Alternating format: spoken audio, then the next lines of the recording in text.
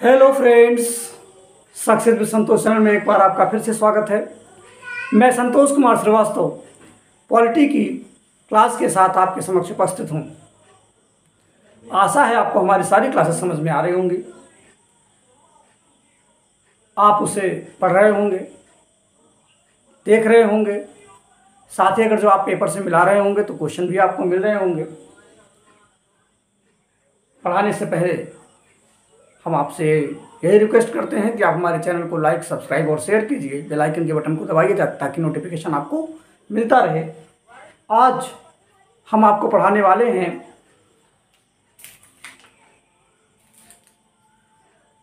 भारत शासन अधिनियम 1858।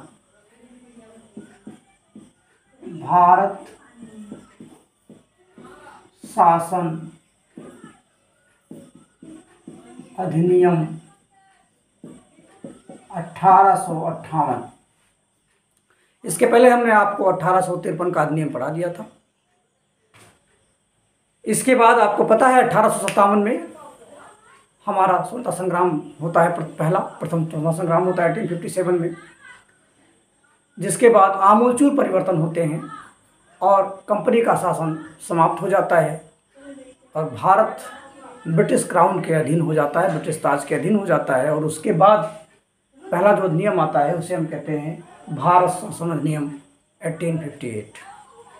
इसको समझने के लिए हम इसे दो पार्ट में बांट करके आपको बताते हैं। इसे समझने के लिए हम क्या करेंगे, इसे हम दो पार्ट में आपको बांट कर समझाएंगे। कैसे कि एक स्थिति तो हम ले लेंगे ब्रिटेन की और एक स्थिति ले लेंगे भारत की। एक आपका हो गया ब्रिटेन और एक स्थिति हो गई आपकी भारत की। भारत का हम अलग पढ़ेंगे। भारत में उसमें क्या 1858 के अधिनियम से ब्रिटेन में क्या परिवर्तन हो रहे हैं वो हम पढ़ेंगे और भारत में क्या परिवर्तन हो रहा है ये हम पढ़ेंगे। देखिए ब्रिटेन में क्या परिवर्तन हो रहा है, पहले इसको देखिए। तो आपको पता है ना कि कंपनी के निदेशक मंडल की स्थापना, कंपनी के निदेशक मंडल की स्थापना 1773 में ही हो गई थी, जिसे हम क्या कह रहे थे, कोर्ट ऑफ डायरेक्टर्स कह रहे थे। और फिर 1784 में पिट्स इंडिया एक्ट जब आता है तो किसकी स्थापना हो जाती है, एक नियंत्रक बोर्ड की स्थापना होती है। ये हमने पढ़ा ही था, बोर्ड ऑफ कंट्रोल की स्थापना होती है। अब बोर्ड ऑफ कंट्रोल की स्थापना जब होती है तो उसके बाद क्या परिवर्तन होते हैं। जब 1858 आता है तो हम सभी जानते हैं कि अब इसकी ज़रूरत समाप्त हो गई, क्योंकि इसकी आवश्यकता कब थी ब्रिटेन को, जब यहाँ पे कंपनी का शासन था। तो ये सारी नियुक्तियाँ ब्रिटेन में हुई थी, ब्रिटेन पार्लियामेंट ने किया था, और ये ब्रिटेन की ज़रूरत थी। अब जब कंपनी समाप्त हो गई, कंपनी का शासन समाप्त हो गया, तो इसको भी क्या कर दिया गया, समाप्त कर दिया गया।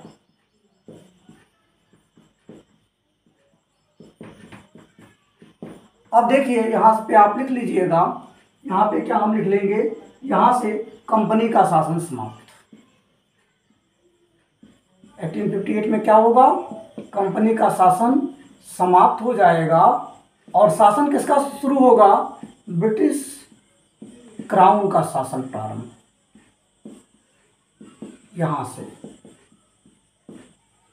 यहाँ से दो चीजें होती हैं, आप ध्यान दीजिएगा। तो इसको समाप्त कर दिया गया।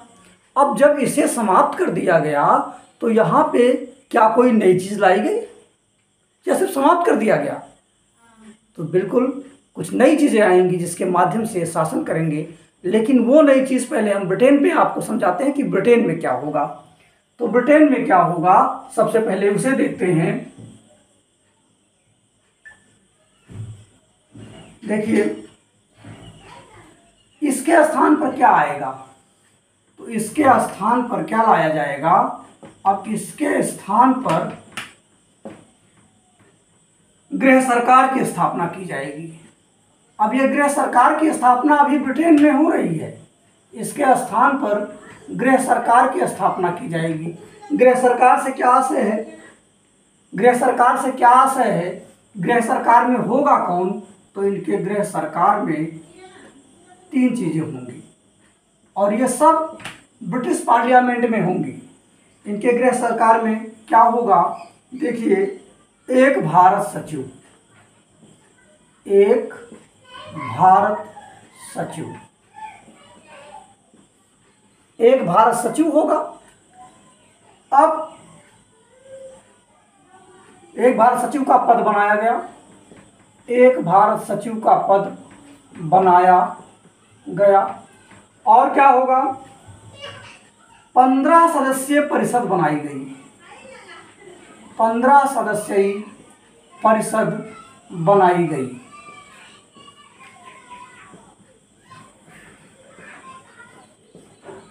और क्या हुआ,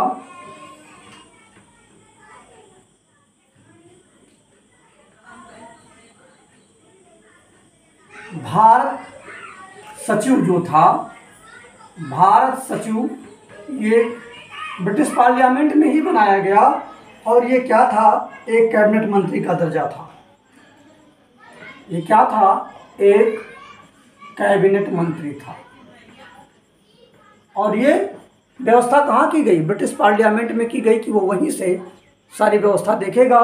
तो ये सारी चीज़ें ब्रिटेन में की गई हैं। अभी सब कुछ तो ठीक है, सब कुछ ठीक है, गड़बड़ कहाँ है, गड़बड़ ये है कि जो ये ब्रिटेन में बैठे हुए हैं, ब्रिटेन के पार्लियामेंट में बैठकर गवर्न कर रहे हैं इंडिया को, लेकिन इनको पैसा कहाँ से दिया जा रहा है, वो ब्रिटेन से दिया जाना चाहिए, क्योंकि ये ब्रिटेन में है और ब्रिटेन से ही देख रहे हैं। लेकिन इनका जो खर्च है वो ब्रिटेन नहीं उठा रहा है, कौन उठा रहा है, भारत उठा रहा है। बाद में इसी को लेकर के बहुत सारी चीज़ें आती हैं सामने, और शुरू से ही कांग्रेस इसका विरोध करती है।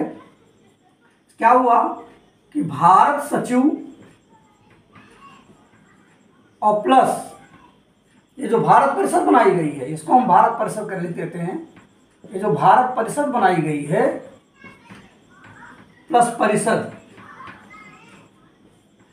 इसका वेतन प्लस खर्चा ये कौन देगा, तो इसका वेतन प्लस खर्चा ये कौन देगा, ये भारत से जाएगा, भारत वहन करेगा। इसका वेतन और खर्चा कौन वहन करेगा, भारत वहन करेगा। ये समस्या थी। समझ में आ रहा है ना समझ में आ रहा होगा तो कमेंट करके बताइएगा। इस तरह से ये सारी चीज़ें, ये सारी घटनाएं ब्रिटेन में हो रही थी। अब यहाँ पे हम थोड़ा भारत सचिव और भारत के परिषद की भी चर्चा कर लेते हैं। यहाँ पे देख लीजिए, क्योंकि ये चीज़ें बार बार परेशान करेंगी। ये बहुत सारी चीज़ें इसमें हैं। क्या है इसमें, क्या ये परेशान करेंगी, क्योंकि 1919 में जो इनका खर्च है वो कहाँ से दिया जाने लगेगा, ब्रिटेन से दिया जाने लगेगा। साथ ही इनकी संख्या भी कम कर दी जाएगी ताकि उनके खर्चे कम हो जाएं। ठीक है ना। तो ये भारतीयों के विरोध के कारण ये सारी चीज़ें धीरे धीरे होती हैं। तो इसके बारे में हम देख लेते हैं कि जो भारत सचिव प्लस परिषद, ये हमने देखा क्या कि भारत सचिव प्लस परिषद ये कहाँ बैठ रहे हैं, ये सभी के सभी ब्रिटेन में बैठ रहे हैं। ये सभी के सभी कहाँ बैठ रहे हैं, ब्रिटेन में बैठ रहे हैं। 1858 में क्या है, 1858 में इसका खर्च कौन देख रहा है, 1858 में इसका खर्च भारत दे रहा है। तो 1858 में क्या हुआ कि भारत सचिव प्लस परिषद, इसके वेतन और खर्चे कौन देगा, भारत देगा। फिर क्या होता है 1919 में, देखिए 1919 में क्या होगा कि परिषद में संख्या कम कर दी जाएगी। परिषद में संख्या कम कर दी गई। और क्या हुआ, वेतन प्लस खर्चा आप कौन देगा, वेतन प्लस खर्चा कौन देगा, अब ब्रिटेन देगा। क्योंकि जब ब्रिटेन को देना पड़ा तो इसने संख्या को घटा दिया। देख लीजिए, जब दूसरे के ऊपर था तो खर्च जो है पूरा लो, सदस्य को बढ़ा दो, और जब खुद करना पड़ रहा है तो सदस्य घटा देंगे ताकि उनका खर्च कम हो। पहले यहाँ से लूट कर ले जाएंगे और लूट में से ही देना है तो भी उसमें खर्च क्या करेंगे, घटा देंगे। अब आइए देखिए और क्या होता है। भारत सचिव की शक्तियां कम कर दी जाएंगी। यहां से भारत सचिव की शक्तियां कम कर दी जाएंगी। जब शक्तियां कम, क्योंकि जब उनको यहाँ वहाँ से खर्चा देना पड़ेगा तो उन्होंने सब कुछ कम कर दिया कुल मिलाकर के। और क्या होगा, हाई कमीशन की नियुक्ति की जाएगी। हाई कमीशन की नियुक्ति होगी। अब देखिए 1935 में क्या कर दिया गया, धीरे धीरे भारत परिषद को ही समाप्त कर दिया गया। यहाँ पे याद रहे भारत सचिव का पद भी बना हुआ है। भारत परिषद को समाप्त कर दिया गया 1935 में। भारत परिषद को समाप्त कर दिया गया। भारत परिषद को समाप्त कर दिया गया 1935 में। और 1947 में भारत सचिव का पद भी समाप्त कर दिया गया। 1947 में भारत सचिव का पद भी समाप्त।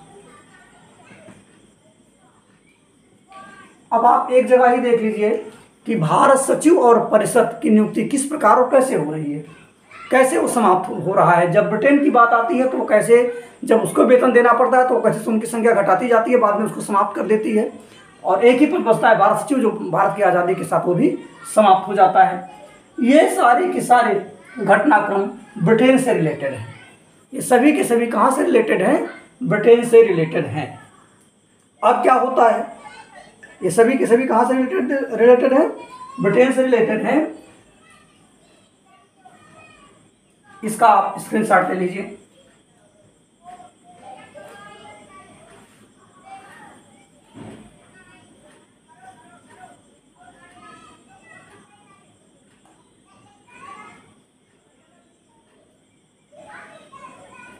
चलिए हो गया होगा आपका।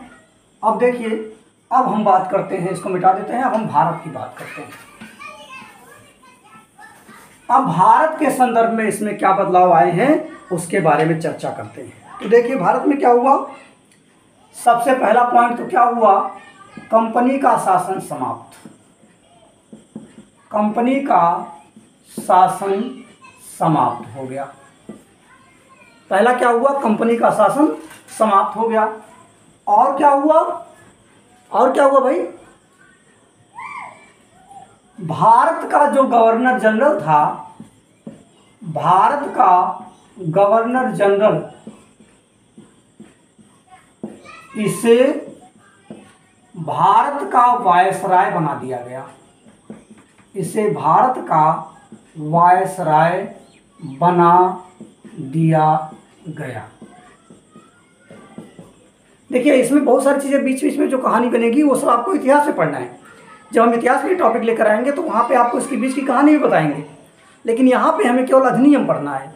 तो भारत का गवर्नर जनरल, भारत के गवर्नर जनरल को,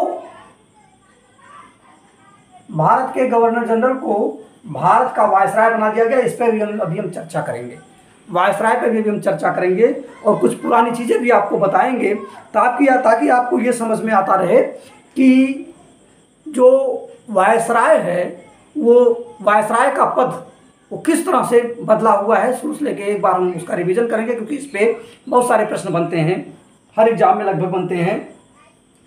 तीसरा पॉइंट क्या हुआ, याद रहे कि भारत शासन अधिनियम 1858 को यहाँ के बुद्धिजीवियों ने मैग्ना कार्टा कहा है, क्योंकि उसमें जो लोक लुभावन वादे किए गए थे ब्रिटिश ताज के द्वारा, उसको देख करके यहाँ के लोगों ने इसे मैग्ना कार्टा कहा।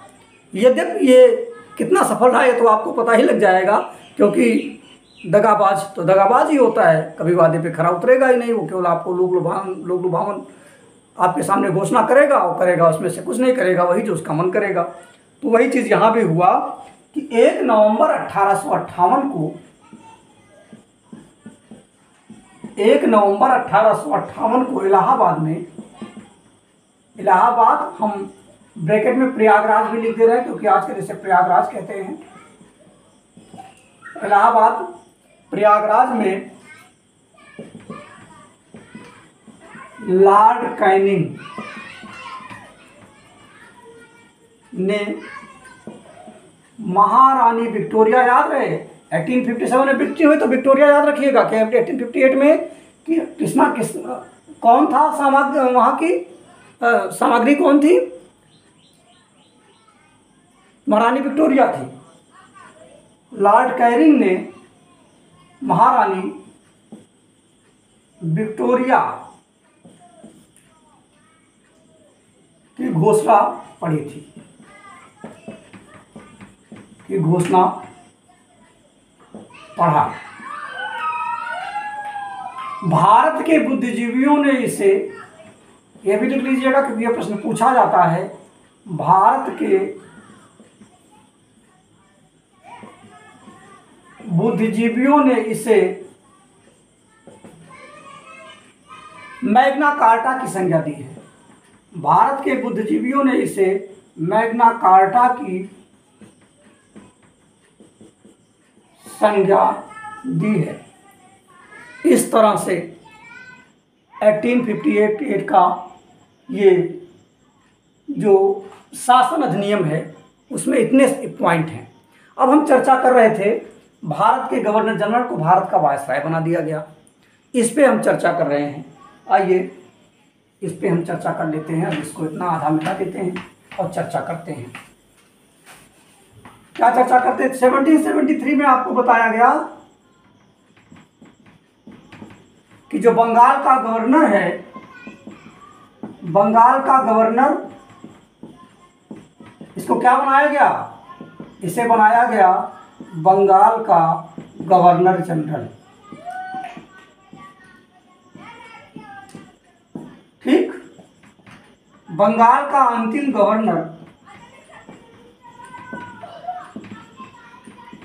गवर्नर,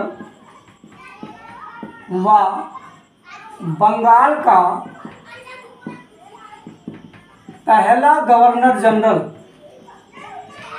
ये प्रश्न बहुत पूछे जाते हैं एग्जाम में आपसे। कौन बना? कौन बना? Warren Hastings. वारेन हेस्टिंग्स, खासकर वनडे एग्जाम में तो ये बहुत पूछे जाते हैं। फिर इसके बाद क्या आता है? 1833 आता है। 1833 में क्या होता है? बंगाल का गवर्नर जनरल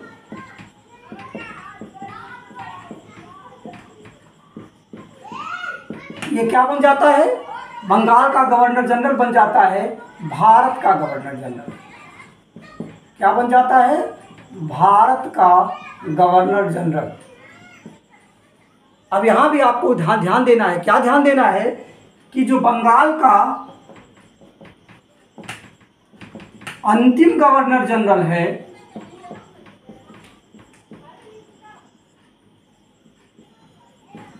वही भारत का प्रथम गवर्नर जनरल है। वही भारत का प्रथम गवर्नर जनरल है। और ये कौन होता है? Lord William Bentinck. ये भी आपने जल्दी ही पढ़ाया है, लॉर्ड विलियम बेंटिंग। ये भी हमने आपको पढ़ाया है। मेरी आशा है आपको समझ में आ रही होगी मेरी बात। एंजॉय करके पढ़ते रहिए, देखते रहिए सब। एक दूसरे से जब आप घटनाओं को जोड़ करके पढ़ेंगे तो आपको वो चीज़ें कभी भूलेंगी नहीं। इसीलिए हम इसको बार बार लिख दे रहे हैं। जहाँ से एक दूसरे का कनेक्ट है, जो घटनाएं एक दूसरे से कनेक्ट हैं, वो हम आपको एक दूसरे से जोड़ कर पढ़ा दे रहे हैं, बता दे रहे हैं। और क्या हुआ यहाँ पे देखिए, 1858 में भारत का अंतिम गवर्नर जनरल, भारत का अंतिम गवर्नर जनरल क्या बन जाता है? भारत का प्रथम वायसराय बन जाता है। भारत का प्रथम वायसराय बन जाता है। और ऐसा भारत का अंतिम गवर्नर जनरल और भारत का प्रथम वायसराय कौन था? ये लॉर्ड कैनिंग। कौन बनता है ये? Lord Canning. इस तरह से 1858 का एक्ट कंप्लीट होता है। यदि इसमें कोई पॉइंट आपकी समझ में नहीं आया हो तो आप निसंदेह कमेंट करके मुझे बताइए, हम उसको फिर से आपको समझाएंगे। पूर्व की कक्षाओं में हमने जो बताया है उसे भी आप देखते रहिए, जहाँ पे आपको कन्फ्यूजन हो वहाँ पे एक बार उसको आप चेक कर लिया कीजिए। देखिए, अभी हम आपकी क्लास को स्मार्ट क्लास नहीं बना पा रहे हैं। जब स्मार्ट क्लास बना देंगे तो हम आपके लिए क्वेश्चन का भंडार लेकर आएंगे, प्रश्नों का भंडार लेकर आएंगे। और वो प्रश्न के भंडार जो होंगे वो टेट के लिए अलग होंगे, टेट सीटेट के लिए अलग होंगे, लेखपाल के लिए अलग होंगे। और उसमें मैं आशा करता हूँ कि आपको 70% क्वेश्चन पेपर में हूबहू मिल सकते हैं, क्योंकि हम साल पेपर के साथ साथ प्रश्नों के स्वरूप को भी लेकर आएंगे। लेकिन ये तभी संभव होगा जब स्मार्ट क्लास हमारा बन जाएगा, और ये तब बनेगा जब हमारे चैनल को आप लाइक, सब्सक्राइब और शेयर करेंगे, पूरे क्लास को वॉच करेंगे, देखेंगे। निसंदेह आपको उसका फ़ायदा मिलेगा। आज के क्लास में इतना ही। धन्यवाद।